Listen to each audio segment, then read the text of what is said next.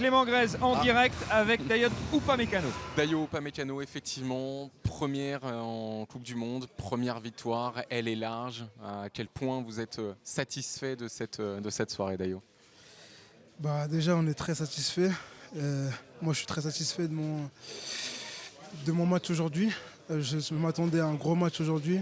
Je suis très heureux de ma première victoire avec le groupe et surtout ma première en Coupe du Monde. Après, il faut continuer comme ça. Maintenant, on va bien se reposer pour attaquer contre le Danemark. Il y a l'euphorie, bien sûr, de cette belle victoire large. Il y a néanmoins 20 premières minutes, une première demi-heure même globalement qui a été compliquée face à ces Australiens avec des repères, on sentait qu'ils n'étaient pas encore tout à fait là.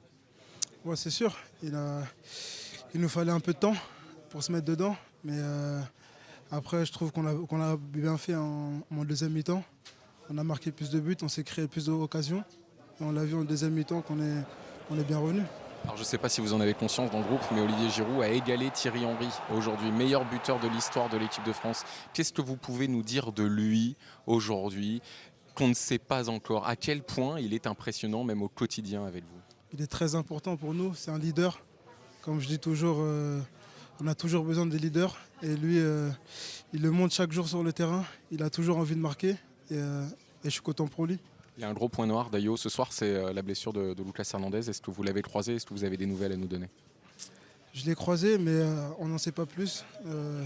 Je croise les doigts pour qu'il va revenir plus vite parce que c'est un joueur important pour nous. Et que ça soit en équipe de France avec le Bayern, et j'espère, je croise les doigts pour qu'il n'y ait rien de grave.